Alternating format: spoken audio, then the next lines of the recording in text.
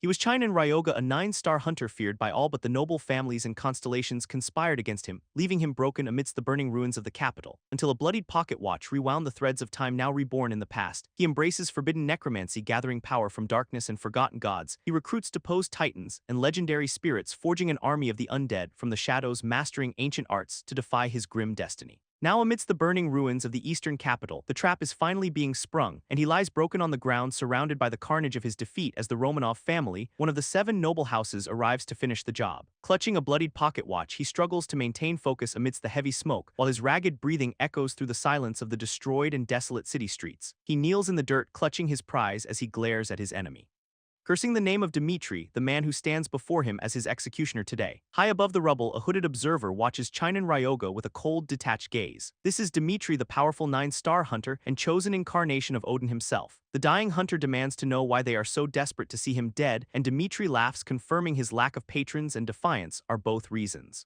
The constellations demand his death because he proves their divine influence is entirely unnecessary. And the executioner views the undying king as a threat that must be erased from existence. But Chinan Ryoga scoffs at this logic, finding their entire justification to be worthless nonsense, while Dmitri claims that in a clash of 9 stars, only the constellations can decide victory. He channels golden energy, declaring his opponent was abandoned by the very stars. Unfazed, Chinan Ryoga stands up, mocking Dmitri for hiding behind Odin's power like a shield. He begins to draw upon his own dark necrotic energy to unleash a counterattack as skeletal remains rise from the ground, swirling with a chilling, malevolent blue aura. He activates his death field, ready to show his enemy the true power of necromancy. Amidst his undead army, Chinan Ryoga mocks his foe's technique that consumes souls for power, while Dmitri prepares his ultimate magic, vowing to obliterate his opponent's very soul. A golden beam of divine energy descends from the heavens to strike the earth. As the necromancer questions if his enemy is truly unleashing the legendary Eye of Odin, the sky erupts with the blinding radiance of the Eye of Odin's absolute incantation, while a massive surge of red energy gathers, signaling the clash of 2 transcendent powers. The world trembles as the 2 forces collide in a cataclysmic display of destruction. Chinan Ryoga grins, deciding to gamble his final moments on a desperate forbidden maneuver. Dmitri stares in shock, unable to comprehend why his dying opponent is actually laughing. As the hunter grips the mysterious pocket watch, the key to his final secret plan, the system confirms the artifact is active, drawing power from a dormant constellation. The gears of the watch spin rapidly, initiating a forced reversal of time. A blinding light engulfs the battlefield as the system reveals the harsh requirements for Chinan Ryoga. Explains he simply stole the divine power needed to fuel it. The stolen energy lashes out, catching Dmitri completely off guard with its intensity. While the executioner screams in disbelief, demanding to know what the undying king has done, Chinan Ryoga taunts him, claiming the stolen power of Odin as his own prize, before flashing a final defiant gesture at the noble families who sought his total destruction. The pocket watch ticks backward, its hands spinning wildly as reality begins to warp. A final blast of light consumes the ruins, erasing the battlefield from existence as Chinan Ryoga gasps, suddenly waking up in a cold sweat on his own bed. His heart pounds in his chest as he struggles to process the strange reality, and he scans his surroundings, eyes wide with confusion and lingering sharp adrenaline. He realizes he is back in the quiet, familiar apartment where he used to live, and he stares at the pocket watch in his hand, wondering if he truly succeeded. Chinan Ryoga seethes with rage, vowing to make Dmitri pay for his past betrayal, while he examines the broken relic that granted him a second chance at life.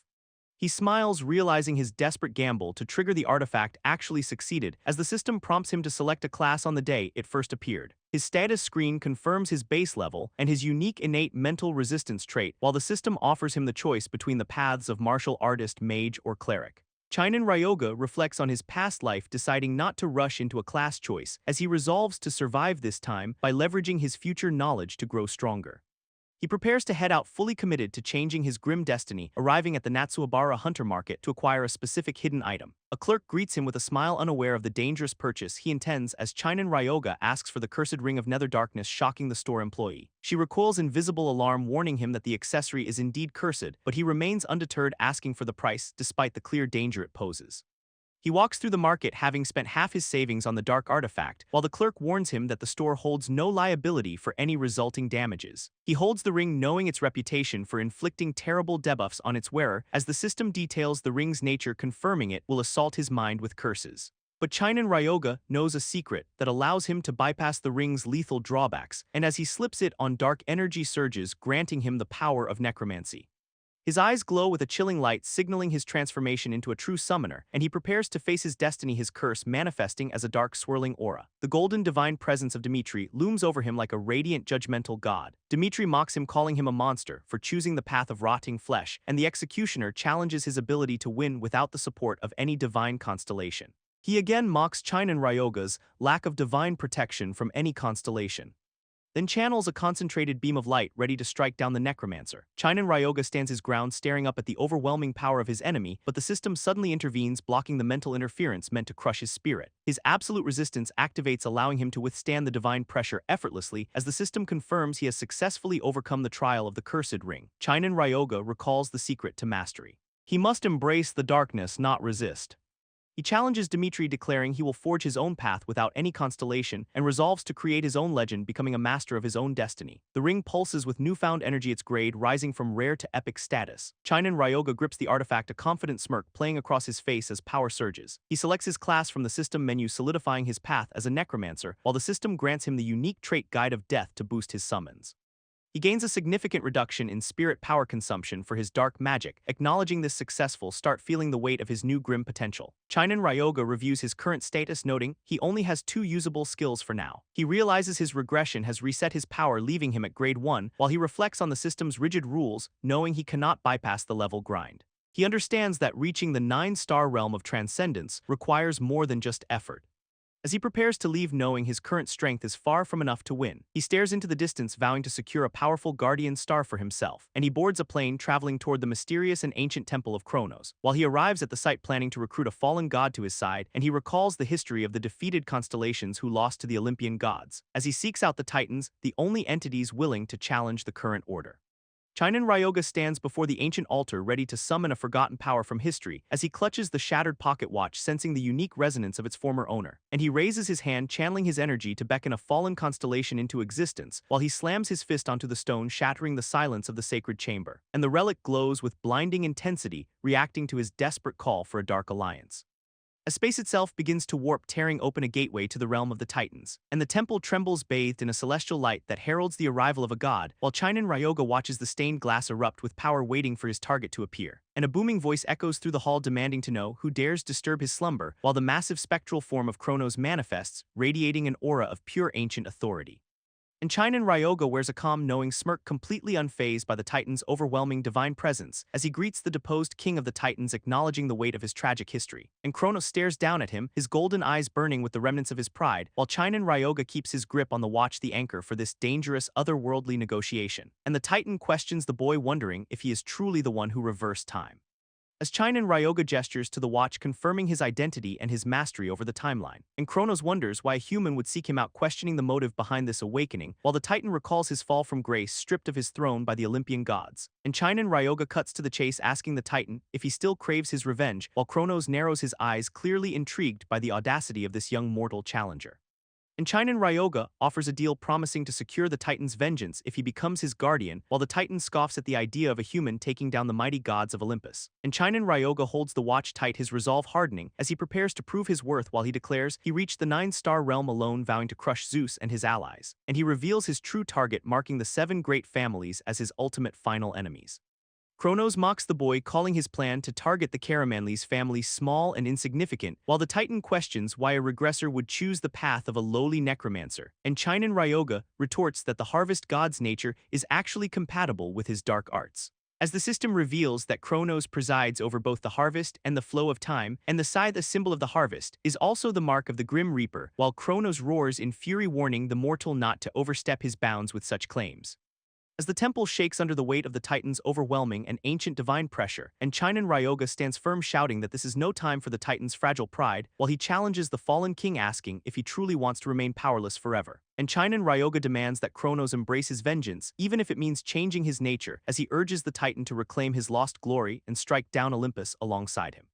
And Chinan Ryoga feels the crushing weight of his gamble, knowing he is finished if this fails. Kronos pauses, admitting that his burning desire for vengeance has never truly faded away, and the Titan agrees to test if the boy possesses the strength to aid his cause. As a blinding golden light erupts, forcing the god of harvest to defy his natural order, and Kronos warns that this transformation will inflict agony upon the mortal's fragile human body.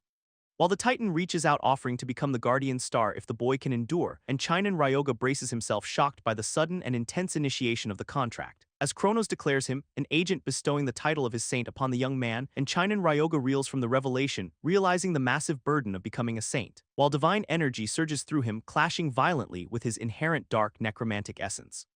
And he struggles as the two opposing attributes tear at his body from the inside, as Chinan Ryoga fights to stay conscious knowing he cannot lose this chance at power. And he collapses to his knees, his body glowing with the volatile golden divine light, while he grits his teeth, forcing himself to endure the pain to secure his future. Chinan Ryoga steps through the entrance, his luggage trailing behind him as he arrives, and he moves with purpose, clearly pleased to be back in the heart of Japan. While he wears a satisfied grin, remarking that this country truly is the best as Kronos manifests beside him, marveling at how much the world has changed since then. And the Titan observes the flow of time, calling it both grand and cruel, while the system announces a new star in the pantheon marking his divine contract. And Chinan Ryoga teases the Titan, noting he is a talker despite lacking any blessings, while he reflects on how Kronos remains a constellation, yet seems strangely happy today. As Chinan Ryoga explains how he forced the Titan into the role of a reaper, and Kronos admits he is moved having been resurrected after such a long time, while the Titan demands that his new saint spread his name far and wide. And Chinan Ryoga feels the sudden surge of power, realizing the burden of his class, as the system reveals his new saintly traits, allowing him to use divine spells, and he gains the life drain ability, a death-tainted skill that absorbs target vitality. While he realizes the impossibility of wielding both necromancy and divine power at once, and Chinan Ryoga calls this combination a total cheat perfect for his secret plans. As Kronos laughs, claiming his choice of a saint was calculated from the start, and Chinan Ryoga smiles, deciding the Furayato Gate is the perfect place to test powers. As he sets his sights on the ancient garden, a location ripe for experimentation, and he observes the gate, noting how permanent locks differ from standard dimensional flows. While the system details the gate's requirements, confirming it is a low-level entry point, and Chinan Ryoga stands before the portal watching as beginner hunters gather to enter. While he recalls his own past, remembering how he never found a decent team, and a group of hunters approaches him, noticing he is standing all alone, as they invite Chinan Ryoga to join their party, unaware of the Titan watching. Chinan Ryoga brushes off the concerned hunters, insisting he is perfectly fine on his own. While the party members exchange awkward glances, clearly confused by his dismissive and cold attitude, as they whisper among themselves, wondering if a lone rookie can survive the dangerous gate, and the female hunter shuts down the conversation, telling them not to waste pity on him, while Chinan Ryoga smirks, confident that his current level is more than enough for this dungeon, as he steps through the shimmering portal and enters the lush, vibrant ancient garden. And he walks through the quiet, overgrown landscape, sensing that something is lurking nearby as a hidden creature rustles the bushes, preparing to launch a surprise attack on him. And Chinan Ryoga smiles with glowing eyes, knowing his first prey has finally revealed itself, as a goblin leaps from the shadows, descending upon him with a jagged, rusted blade, and the monster lets out a piercing screech, its red eyes burning with pure malice. While Chinan Ryoga remains calm, effortlessly dodging the creature's desperate and clumsy overhead strike, as the goblin stumbles forward, its momentum carrying it straight into a lethal trap, and Chinan Ryoga grabs the creature, activating his White Knight trait to channel holy power. As he triggers the life drain skill, watching as the goblin's vitality is forcibly extracted, and he notes that the sensation of wielding holy energy is surprisingly similar to spiritual power. While the dark essence of his necromancy swirls around him, consuming the goblin's fading spirit, and the creature collapses into a lifeless heap, as Chinan Ryoga feels his stats rise as he grins in disbelief, realizing that killing enemies with life drain grants permanent growth, and he calculates that farming these goblins is essentially a shortcut to leveling up rapidly. Meanwhile, Kronos manifests as a tiny floating spirit hovering near his saint's shoulder in approval. And the Titan cackles with delight, asking if his contractor is satisfied with the results. He demands praise for his own greatness, reveling in the efficiency of the kill. Chinan Ryoga looks down at the goblin's corpse, ready to put it to use, as he prepares to weave his dark arts, signaling that the real experiment begins now. He channels his dark energy, forcing the fallen goblin to rise once more, and with a chilling command, he orders the creature to answer his necromantic call. The goblin stands now bound to his will and glowing with spectral power, while the system confirms the successful resurrection, noting a massive boost to all stats. The undead goblin stares ahead, its eyes burning with a cold, unnatural light, while he smiles, satisfied that his new minion can handle the garden's threats. He moves deeper into the woods, his loyal undead servant trailing close behind, and a pack of wild goblins emerges from the brush, brandishing their rusted blades. He watches them approach, his expression calm and devoid of any fear, and he gives the signal, eager to see his new minion perform in combat. The undead goblin lunges forward, tearing through the air with terrifying, unnatural speed, and it strikes with brutal efficiency, catching the first enemy off guard instantly. The other goblins scramble back, confused by the relentless nature of their foe, and the undead minion continues its assault, ignoring the wild swings of the pack. He taunts the remaining goblins, mocking their inability to kill his zombie, and he steps into the fray, grabbing one of the creatures by its throat. He activates his White Knight trait, draining the goblin's life to empower himself, and the remaining goblins watch in horror as their comrade is tossed aside lifelessly. The undead minion looms over the survivors, its presence radiating pure dark malice, and it finishes off the last of the pack with a swift, decisive blow. He experiments further, testing if he can drain life from the corpses, and he grins as the system confirms his stats rising from the absorbed energy. He decides it is time to accelerate his plans and clear the gate, and he recalls the old necromancer's wisdom, knowing the first kill is the hardest. He stands triumphant, his undead army ready to conquer the entire garden. He commands the fallen to rise, successfully activating his powerful raise undead skill. As the system confirms his stats are skyrocketing with every new minion he adds, he smirks, realizing he has finally found the perfect path to absolute power, while he unleashes his spectral army, watching them swarm the remaining garden monsters with ease. The undead goblins tear through the pack, showing no mercy to their former kin, as one minion strikes with lethal precision, piercing a target directly through the chest. The battle turns into a one-sided slaughter as the undead dominate the field. While he watches the carnage, his dark energy pulsing with every successful kill, the relentless minions finish off the last survivors, leaving nothing but broken corpses. The Titan floats nearby, suggesting that his contractor should fight with a bit more dignity, but he dismisses the Titan, stating that this is simply how necromancers fight. The system alerts him that he has reached the maximum number of controllable undead, and he adjusts his ring, feeling the weight of his growing dark influence. His spectral minions stand ready, their glowing eyes fixed on the path ahead, and they charge forward into the woods, hunting down any remaining threats with speed. The pack of wild goblins is completely overwhelmed by the relentless undead assault, while a sudden fire arrow streaks through the air, targeting the encroaching dark forces. The projectile strikes a minion, forcing him to halt his advance immediately as he signals his undead to stop, sensing an unexpected presence hiding nearby. He commands the intruders to step out and reveal their true identities, while heavy footsteps echo through the garden, drawing closer to his current position. 3 hunters emerge from the brush, looking at him with visible shock, while the Titan asks what is wrong, noticing the sudden tension in the air. He recognizes the group, identifying them as the infamous twin shadow hunters, as he recalls that they were the ones who attempted to assassinate him before his regression. The twin shadow hunters Yuma and Yukarendo stand ready with their weapons drawn, while he observes them, unimpressed by their current strength and lack of threat. He notes they are only rank 1, remembering there were only 2 before, and he decides against eliminating them, realizing they were merely hired for a contract. Yuma asks if he is the one controlling the undead creature standing nearby, and he muses that the necromancer class is still unknown to the general public. He confirms the spectral goblins are his summons, his eyes glowing with power, and he stares intensely, his gaze piercing through the hunters as he makes an offer. He notes that he needs someone to carry his loot, viewing them as tools, and he asks if they want to work for him, leaving the hunters completely stunned. He proposes a deal to collect mana stones, offering them an easy payout, and the hunters stand frozen, processing the bizarre request from the mysterious, powerful youth. The team whispers in fear, questioning if they can ever trust a necromancer, and he yawns, clearly bored by their hesitation and the time they are wasting. He grows impatient, waiting for them to accept his terms and start working, and Yuma finally agrees to the deal, signaling his group to follow his lead. He demands a 50-50 split, hoping to maximize their earnings from the hunt, and he counters with 70-30, forcing them to accept or walk away immediately. The team argues among themselves, with Yuma insisting they should not be cowards, and he argues that if the boy wanted them dead, they would be finished. He notes the boy's absolute confidence, convinced that following him will bring profit. The hunters struggle to keep up, exhausted by the intensity of the forest, and they collapse in the grass, desperate for a moment of rest from fighting. The group admits they are at their limit, drained by the relentless pace. And Yuma begins gathering the mana stones, finally reaping the rewards of their labor. Yuma watches in disbelief, realizing the boy is far more dangerous than he appeared, as the sheer scale of the undead army leaves the group completely stunned and speechless. He casually points out more loot, treating the battlefield like a simple chore, and the exhausted hunter timidly asks for a break, struggling to keep up with the pace. The spectral minions continue their brutal work, tearing through the remaining goblin forces effortlessly. And he directs his summons to scavenge, showing no concern for the hunter's fatigue. He smiles politely, offering them time to rest despite his relentless drive for progress, and the hunters whisper in terror, finally accepting that the boy is not truly human. The area is finally cleared of enemies, leaving the forest floor littered with corpses, and he pulls up his interface, eager to see the results of his recent slaughter. The system displays his massive stat gains, confirming his rapid evolution into a powerhouse. And he grins, realizing that his life-drain skill is the key to his absolute dominance. He notes his level has increased, feeling the surge of power coursing through him. He sets his sights on the final objective, ready to hunt the dungeon boss. He spots the goblin leader sitting on his throne, surrounded by elite guards, and the shaman mocks the human intruder, unaware of the true power standing before him. Chinen Ryoga scoffs at the goblin's arrogance, unimpressed by the creature's display of authority.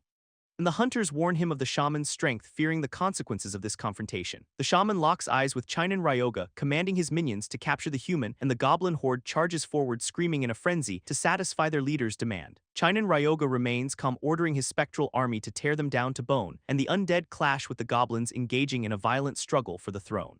A goblin warrior strikes a minion, testing the durability of the necromancer's dark summons, and the minion is cut down in the fray, spraying dark energy across the battlefield. The system alerts Chinan Ryoga that his unit count has dropped during the intense fight. Chinan Ryoga commands his spectral forces to answer his call, eyes burning with dark intent, as his undead minion surges forward, its status bar flickering with a count of 20. The spectral warrior engages a goblin, tearing through its defenses with cold, calculated precision, and the goblin recoils in shock as its arm is severed by the relentless dark energy.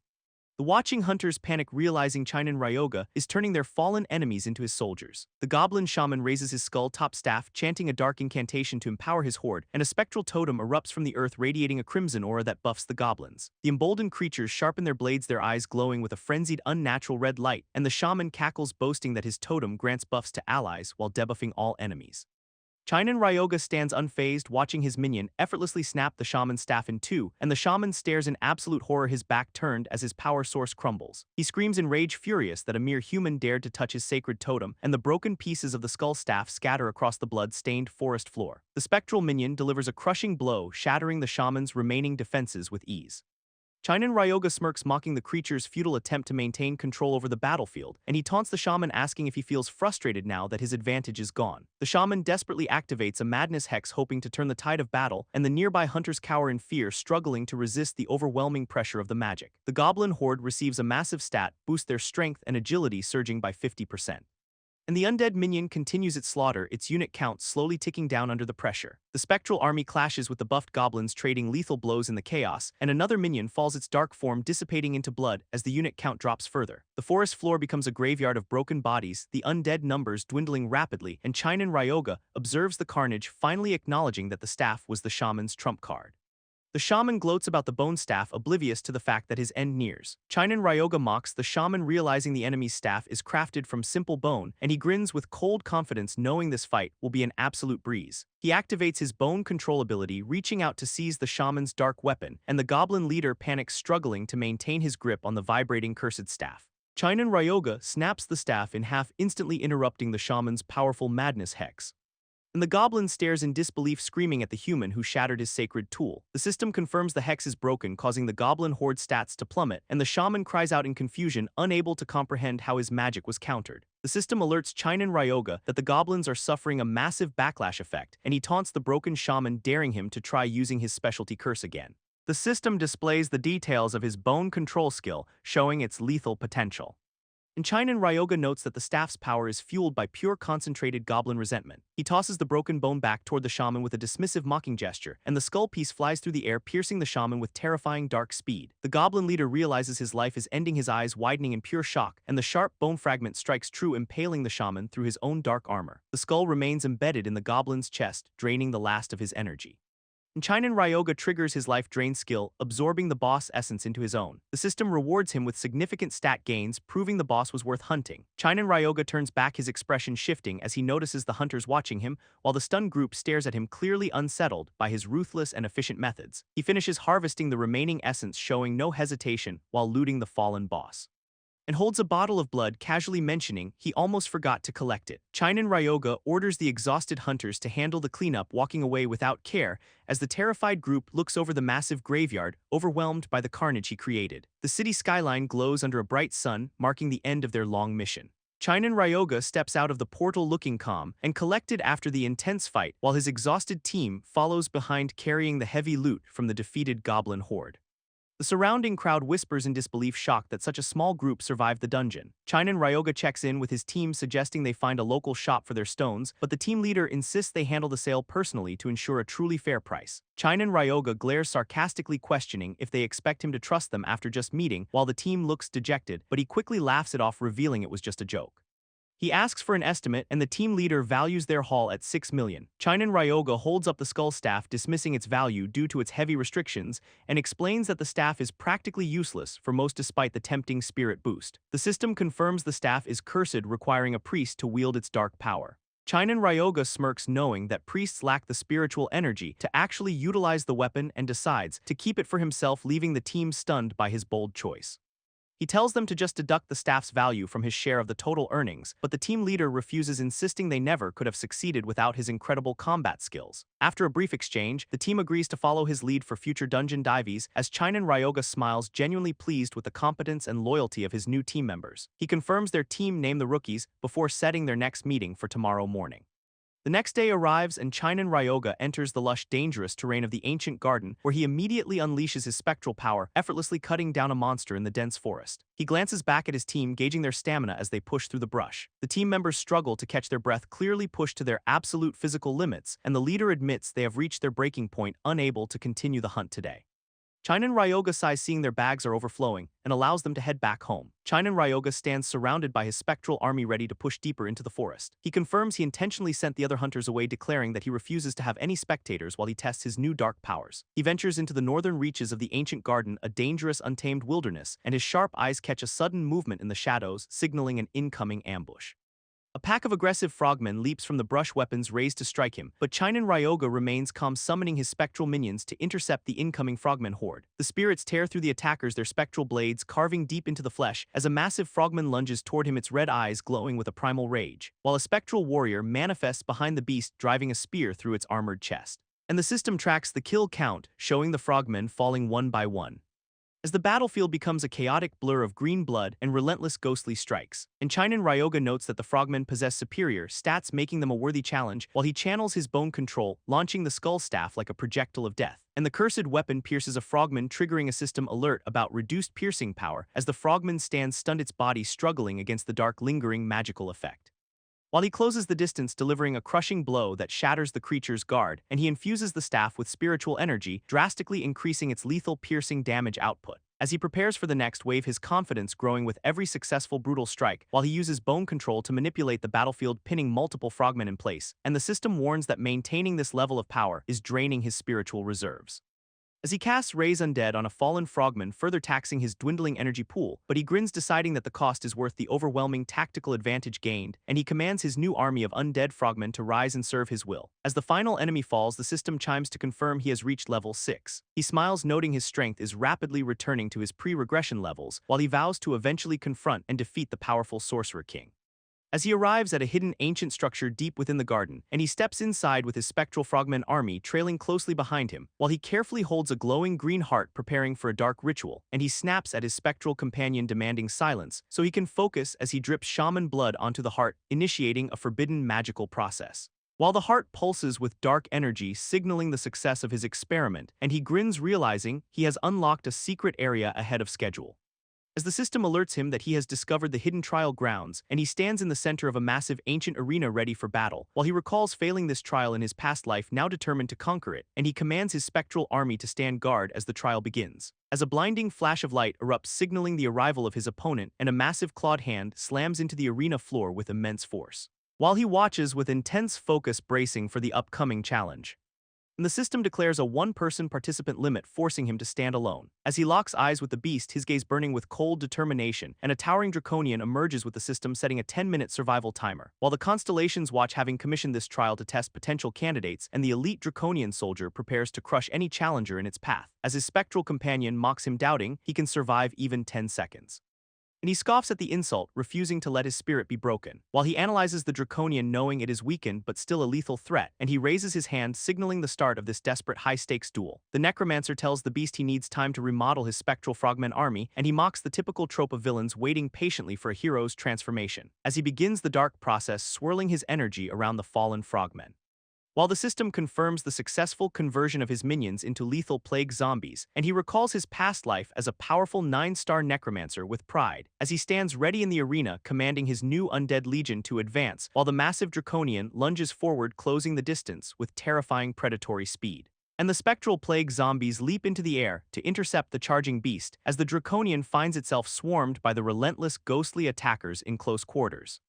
While the undead creatures latch onto the monster, their dark influence beginning to spread, and he watches closely as his minions overwhelm the powerful armored combatant. As a plague zombie lands a strike coating the draconian in a toxic substance, while the system identifies the potent acid poison now coursing over the monster's skin, and he explains that he sacrificed the zombie's physical stats to maximize toxicity as the draconian slams into the ground, its movements hindered by the burning poison.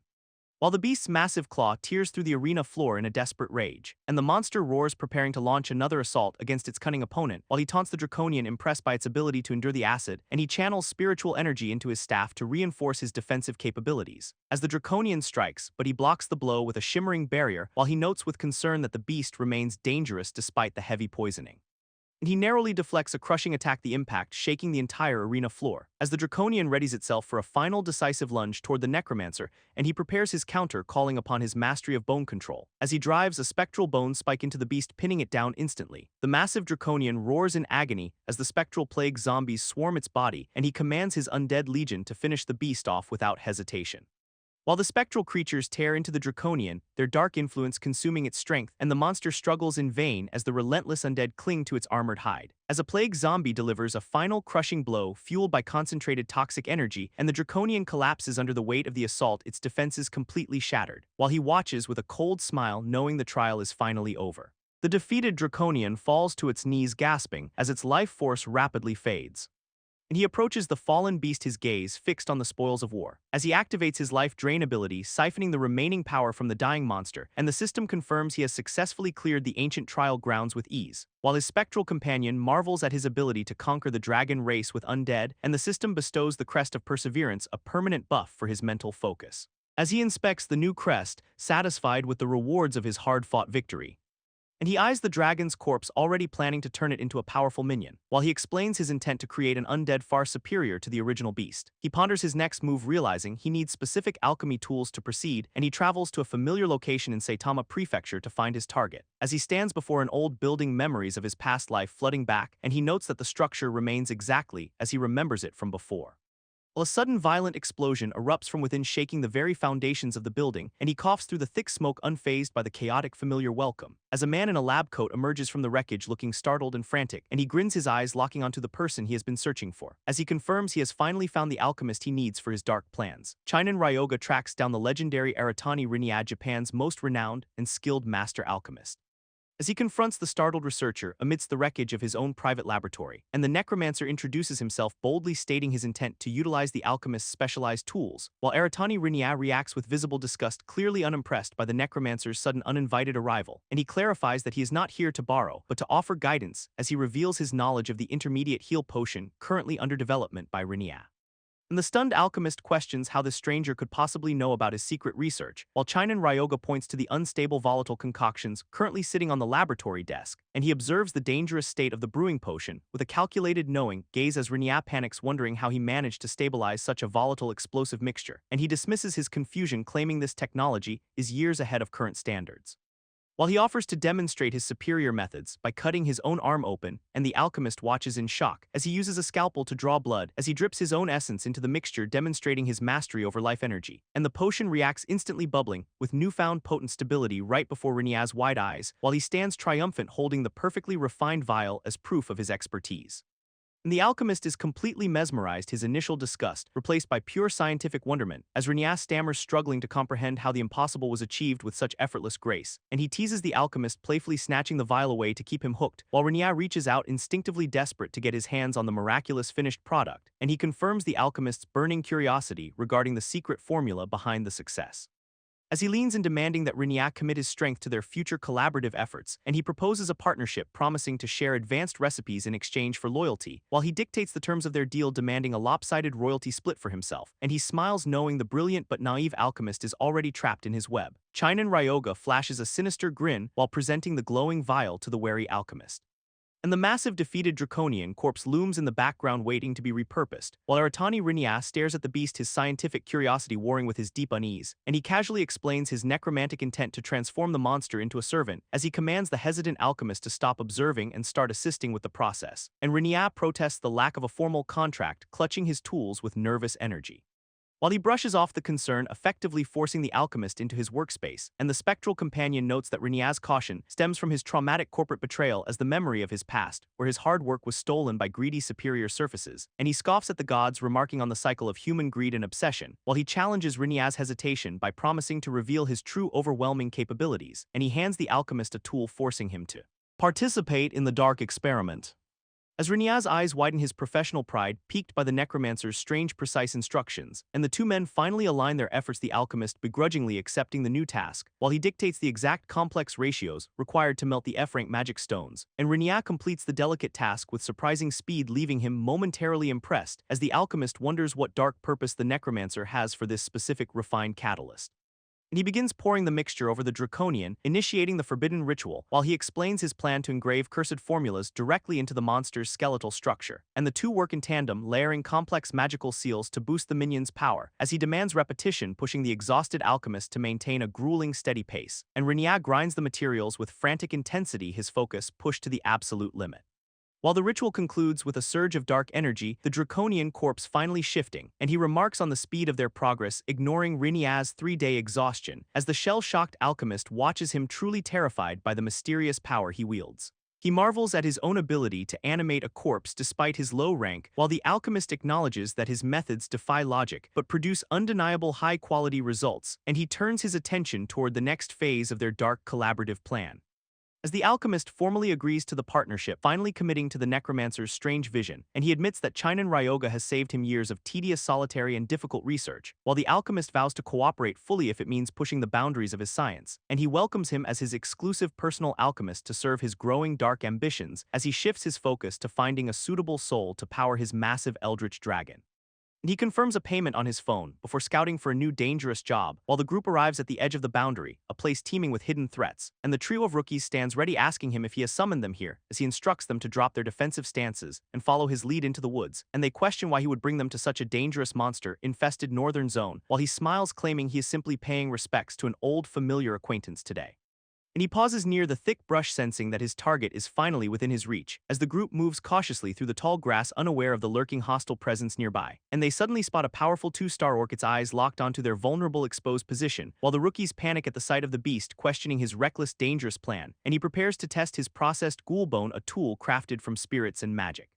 As he unleashes his bone control, manifesting a spectral weapon to strike the approaching orc, and the monster's eyes glow with primal rage as it prepares to charge at the intruders, while the orc lunges forward with its spear, aiming to crush the group in one strike, and his magic intercepts the attack, parrying the heavy blow with effortless cold precision, as he observes the orc's fighting style with a calm, calculating grin, learning its every move. And he drives his bone blade into the monster, ending the threat with swift, lethal efficiency. He notes the orc's surprising resilience despite his precise strike aimed at the heart, and he follows up with a brutal, bone-chilling assault that leaves the beast reeling in agony as the orc lets out a desperate guttural roar, while the combat interface flashes in warning, and he watches with cold detachment as the monster prepares a final desperate counterattack. While a massive explosion of dark energy erupts, obliterating the area and silencing the orc's cries, and the rookies arrive just in time, stunned by the sheer devastation left in his wake, as his eyes glow with malevolent intent, suggesting he is far from finished with them, and he effortlessly commands his bone magic, weaving a lethal web to trap his next targets, while the orc stands frozen in terror, caught in the grip of his overwhelming supernatural power. And he delivers a final decisive blow that tears through the monster with ease, as the rookies look on in disbelief, witnessing the absolute dominance of his dark necromantic arts, and the shield bearer stammers, unable to process how he single-handedly dismantled a dangerous 2-star orc, while he brushes off their shock, coldly ordering them to keep moving forward with him, and the confused rookies question his true motives, wondering if he really intends to pay respects. As he focuses on his own strength, his arm pulsing with the residual energy of victory, and he stands alongside his undead minion, a grim reminder of the power he now wields, while the orc settlement looms ahead, a fortress of hostility waiting for their inevitable dark arrival. And the rookie persists with his questions, still doubting the necromancer's strange and reckless path, as he remains focused, his dark aura intensifying as he nears his mysterious hidden goal. And he confirms that their true target is waiting deep within the heart of the settlement, while he flashes a sharp, predatory grin, promising the rookies that this hunt is profitable, and the trio laughs nervously, clearly out of their depth, as they follow his lead, as a system notification confirms his level up, his stats climbing with every kill he secures, and the interface suddenly halts his progress, warning that his current race has reached its limit.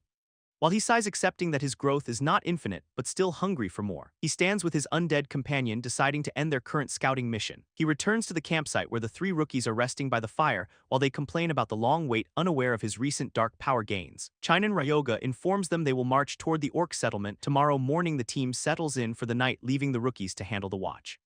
He dismisses his minions, letting the group believe they are safe for now. As the undead creatures retreat into the shadows waiting for his next command, the rookies fall into a deep exhausted sleep, completely oblivious to the danger nearby. Chinan Ryoga sits alone under the moonlight, finally feeling the surge of a level up. He taps into his interface, eager to see what forbidden knowledge he has unlocked. He enters a spectral library, searching through the archives of the previous Master of Death.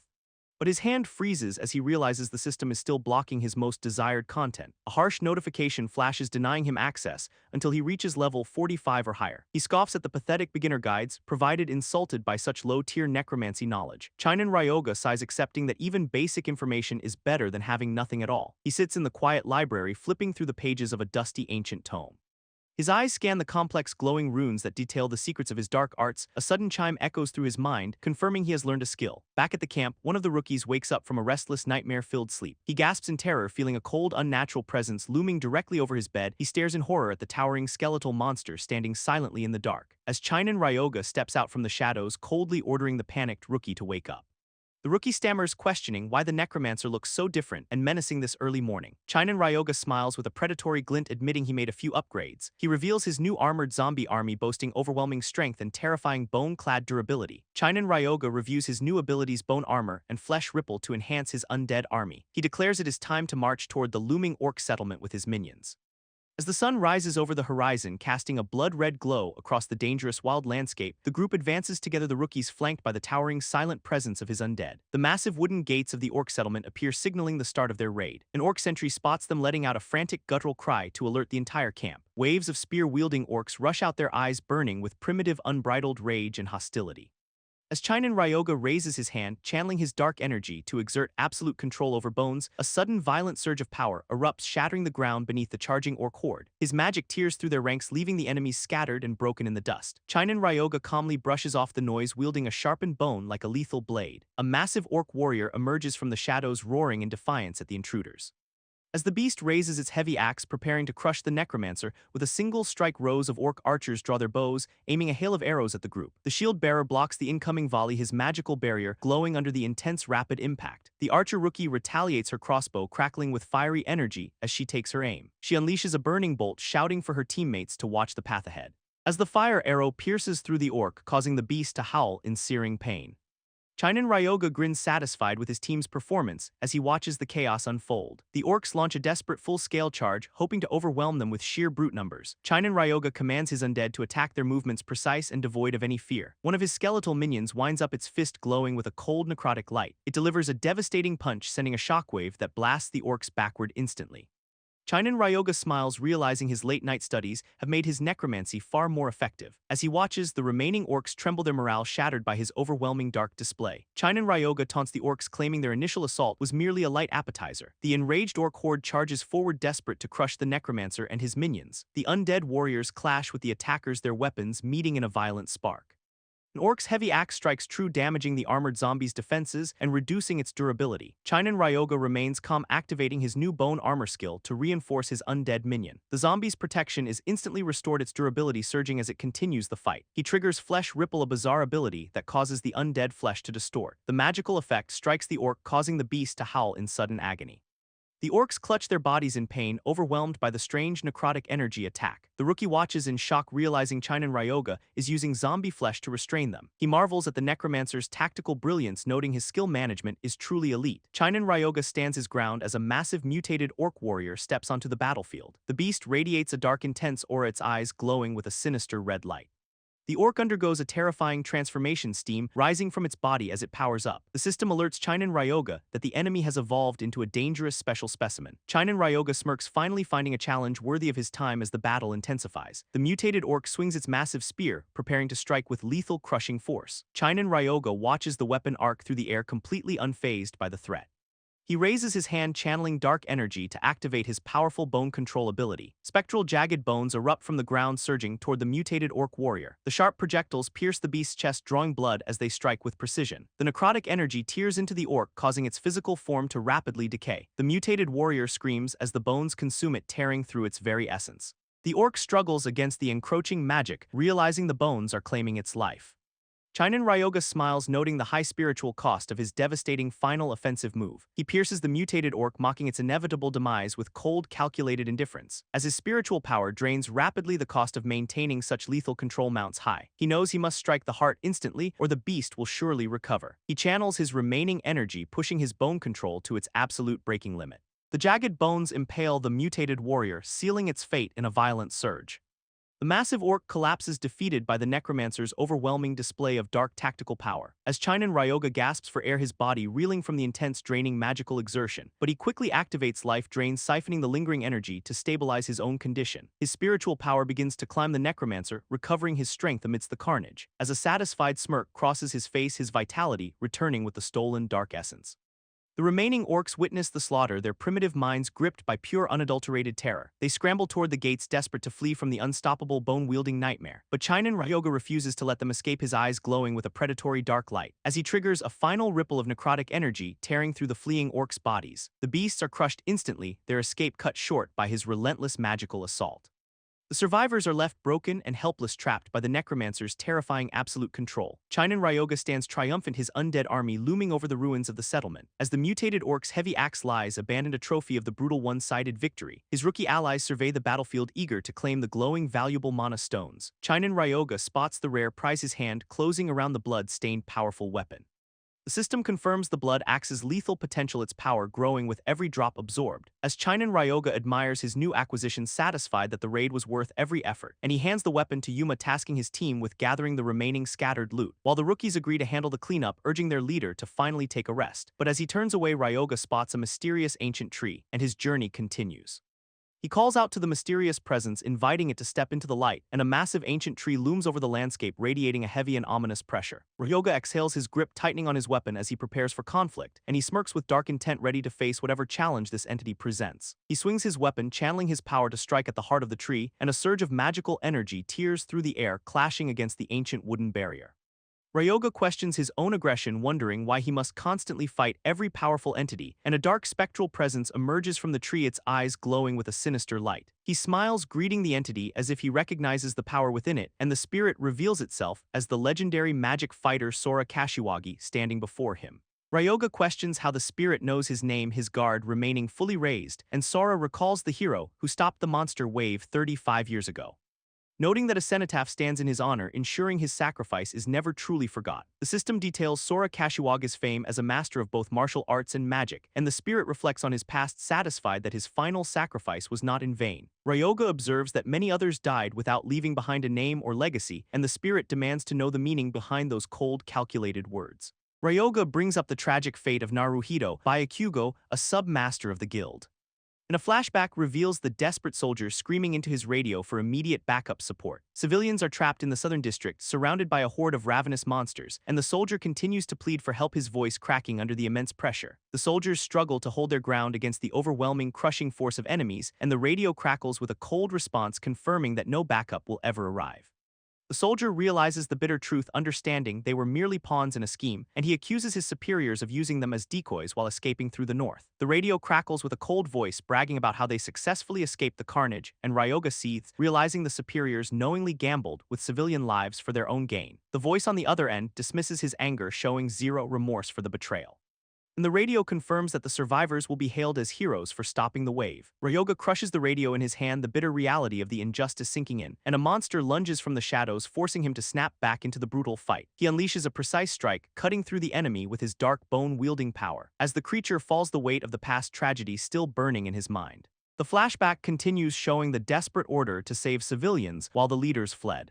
The soldiers stare in disbelief, realizing they have been abandoned to a certain death, and the commander screams the final order, forcing his men to face the overwhelming monster horde. The spectral Sora Kashiwagi watches, noting that the man responsible for the slaughter became a hero, and Ryoga listens, learning that every record of the true sacrifice was completely erased. He scoffs at the tragedy, remarking that he would have returned from death for revenge.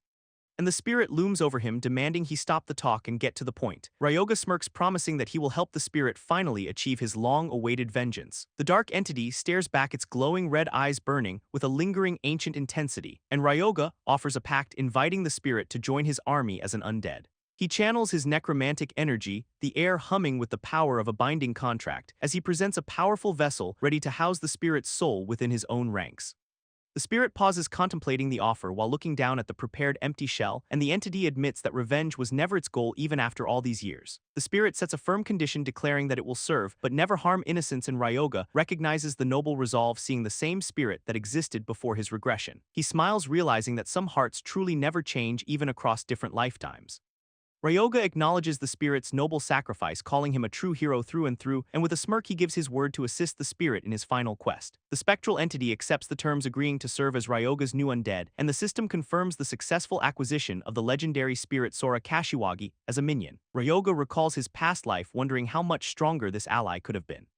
And he reveals the powerful draconic vessel he prepared to house the spirit's immense ancient soul. The newly formed dragonkin examines his muscular frame, questioning the intent behind such strength, and the system displays the impressive stats of the incomplete eldritch dragon Sora Kashiwagi. Ryoga celebrates the unique inherited trait that makes this version far superior, and the interface details the magic fighter trait, allowing seamless growth in both martial and magical paths. He checks on his new companion, asking how the powerful scaly body feels, and the dragonkin admits it is strong though still inferior to his original living form. Ryoga contemplates the nature of his creation, wondering if the curse formula is enough, and he smiles, satisfied that this outcome is already a massive improvement over his previous timeline. As the two prepare to depart, Ryoga beckons his new draconic partner to follow him, and the dragonkin bristles at being addressed as a mere minion, showing his clear displeasure. Ryoga notices the creature's annoyance, his expression shifting to one of mild confusion, and the dragonkin crosses his arms, firmly stating that the title of minion is not fitting. Ryoga offers to use a real name, only to learn the spirit discarded his, and he sighs, finding the spirit's newfound talkative personality to be quite a headache. As the two bicker over potential names, the dragonkin struggling to find one that sounds intimidating. They cycle through various legendary titles, each one rejected for being too cliché or exaggerated. Ryoga suggests a simple name, only to have it immediately shot down in frustration, and the dragonkin glares, clearly tempted to strike his master for the constant annoying suggestions. The dragonkin finally relents, deciding that the name Fafnir is actually acceptable after all. Ryoga signals for his new draconic companion to move out, feeling suddenly drained. While Fafnir complains about his lack of clothing, feeling exposed in his new draconic form, the dragonkin looks around, clearly confused by his surroundings and his own physical state, and he quickly grabs a piece of fabric to cover himself, feeling much more comfortable now. He adjusts his makeshift garment, satisfied that he is no longer completely bare, and the two begin their departure, with Ryoga leading the way for his partner. Ryoga wonders if this talkative, complaining personality is truly who Fafnir always was. And they arrive at a mysterious facility where something strange is happening inside the building. A researcher notices the corpse in the solution is moving, his eyes widening in shock, and Ryoga explains he successfully bound a soul to the vessel, delighting the obsessed researcher. Fafnir asks if he can strike the annoying man, but Ryoga defends his partner. Ryoga addresses the group, announcing their plan to return to Tokyo for supplies. And the team acknowledges his orders, ready to head back and sort through their gathered items. Ryoga channels his dark energy, beginning the process of animating the orc chieftain's corpse, and he asks the researcher for input on what to create from the fallen monster. The group gathers around the body, waiting to see what their leader will do next, as Ryoga smirks, teasing the researcher by asking if he is curious about the outcome.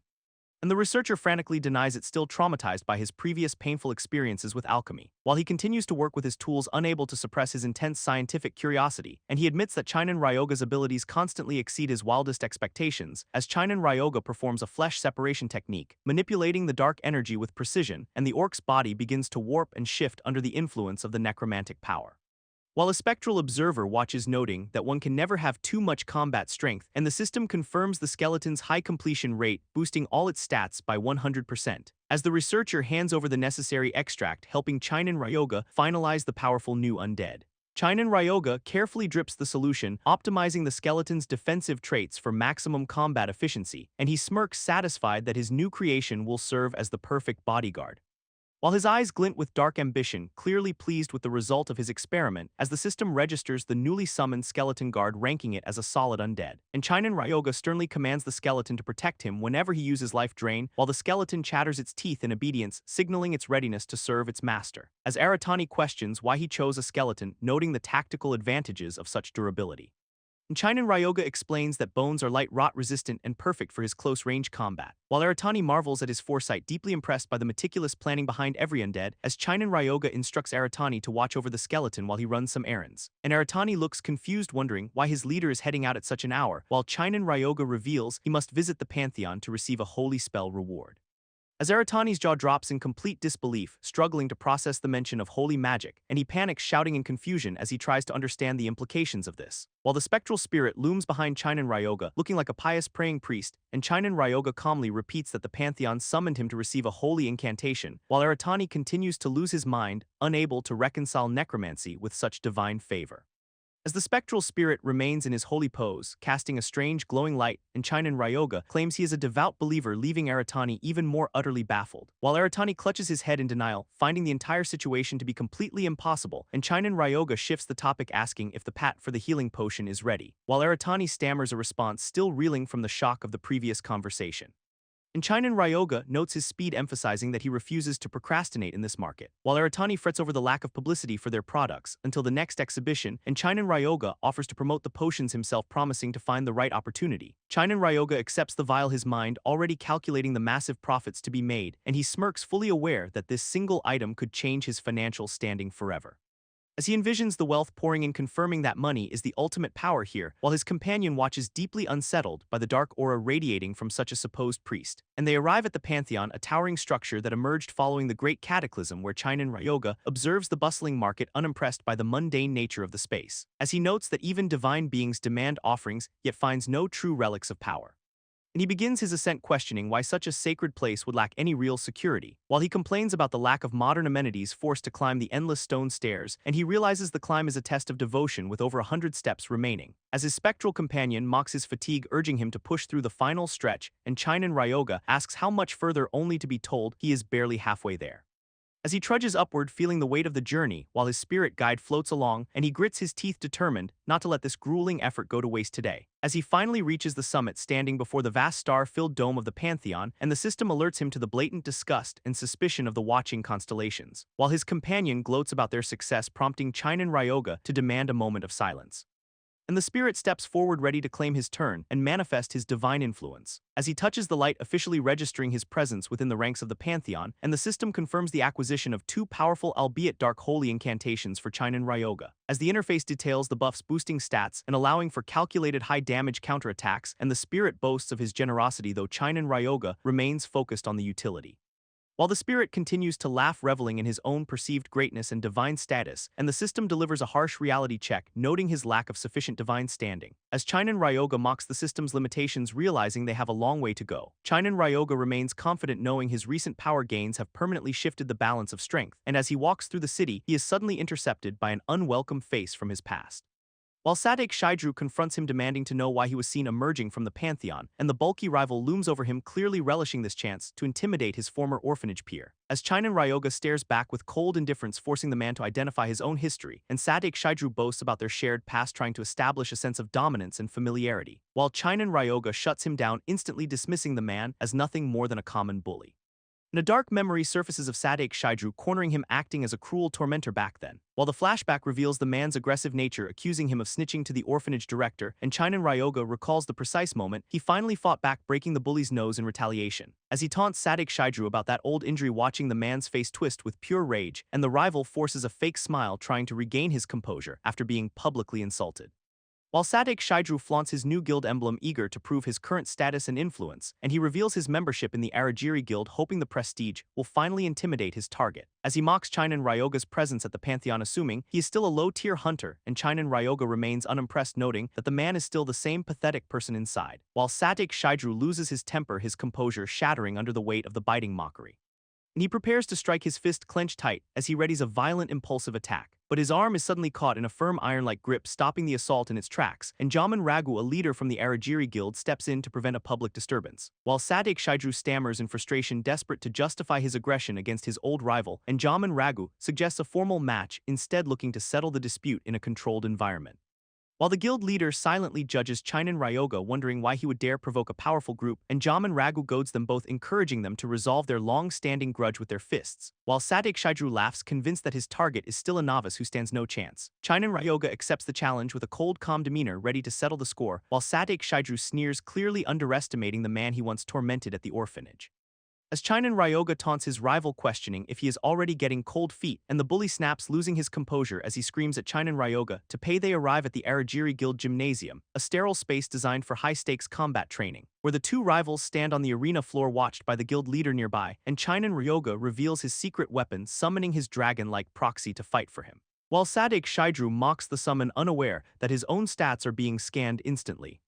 And the bully continues to boast, oblivious to the danger lurking in the system interface, as the arena lights up, signaling that the system has officially activated the combat protocols, and the interface begins scanning Sadik Shaidru, calculating his defense and total health points precisely. While the system sets the match parameters, ready to deploy a barrier if things turn, the scene shifts briefly to a promotional banner reminding viewers to support the scan team.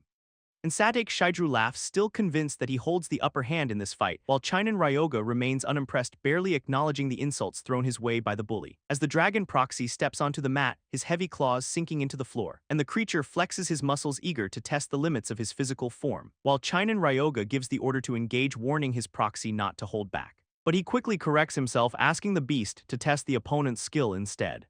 And the dragon proxy sighs, noting that holding back is actually the harder task today. As Sadik Shaidru lunges forward with his spear, screaming a desperate threat at his enemy, and the bully strikes with blinding speed, aiming to pierce the dragon's thick armored hide. But the dragon proxy effortlessly dodges, his movements fluid and far beyond the man's expectations, as the system identifies the spear technique, allowing the dragon to execute a perfect shift.